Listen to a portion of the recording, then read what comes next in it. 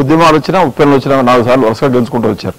ఈసారి గుడివాడలో కూడా మీకు గెలుపు సునాయాసంగా దక్కిద్దా? ఇప్పుడు మీరు ఒకటి చూసుకోండి, గుడివాడలో 6 నెలల ముందు తెలుగుదేశం అభ్యర్థి ఎవరికన్నా తెలుసా?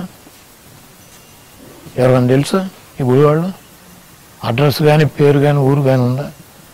200 కోట్లకి అమ్మేశాడు. ఒక 50 కోట్లు పార్టీ ఫండ్, 150 కోట్లు ఖర్చు. ఇక్కడ ఇచ్చినప్పుడు కూడా మీరు కూడా సీటు కొనుక్కున్నారా? ఈ గుడివాడ నియోజకవర్గం ఉన్నటువంటి పార్టీ క్యాడర్ 90% కొడాలి నానికి సీట్ ఇస్తేనే మేము పని చేస్తామని చెప్పి, నేను ఇండిపెండెంట్గా వేస్తానని చెప్పి చంద్రబాబు నాకు ఇచ్చాడు. నేను కొనుక్కోవటం నేను 1971లో పుట్టా. నేను ఇక్కడే చదువుకున్నా, ఇక్కడే పెరిగా, ఇక్కడే వ్యాపారం చేశా. నేను ఈ గుడివాడ వదిలేసి ఒక అడుగు కూడా అటు ఇటు వేయలే. నేను లోకల్ పక్క కొడాలి నాని అనేవాడు.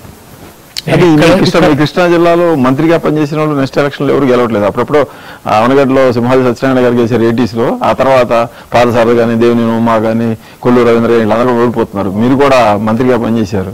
ఇప్పుడు గుడివాడలో ఎవడో ఇంటి రామారావు 2 సార్లు గెలిచాడు, కటార్ సచిన్ గారు 2 సార్లు గెలిచాడు. లైన్గా 3ఓసారి గెలిచిన వాళ్ళు లేడని చెప్పారు. 3ఓసారి గెలిచారు. 4ఓసారి గెలిచిన వాళ్ళు లేడని చెప్పారు. 4ఓసారి గెలిచారు.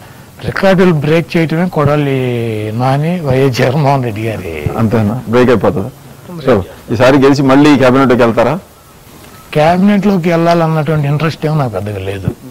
జగన్మోహన్ రెడ్డి గారు ముఖ్యమంత్రిగా ఉండాలి, నేను ఎమ్మెల్యే అవ్వాలి, ఈ ప్రభుత్వంలో నాకు భాగస్వామ్యం ఉండాలి. నెక్స్ట్ గవర్నమెంట్ వస్తే నాకు మంత్రిగా అవసరం. నాకు 500-600 కోట్ల రోడ్లకి, కాలువలకి, వాల్స్కి వాటికి జగన్మోహన్ రెడ్డి గారు డబ్బులు ఇస్తే చాలు. నా గుడివాడ అభివృద్ధి ఇంకా ఇవన్నీ అయిపోతే నేను ఇంకా పోటీ కూడా చేయను. ఎవరో ఒకరికి ఇచ్చేసుకోవాలి. పోటీ చేయలేదు. 2029 అయిపోతుంది కదా, 60 ఇప్పుడు 52 ఏళ్ళు.